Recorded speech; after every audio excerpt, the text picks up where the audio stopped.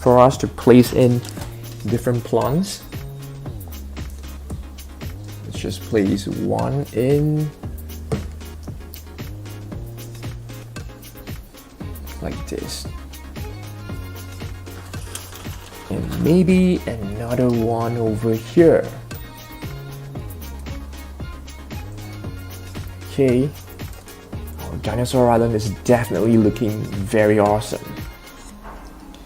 We have one more mini dinosaur over here, so let's build this.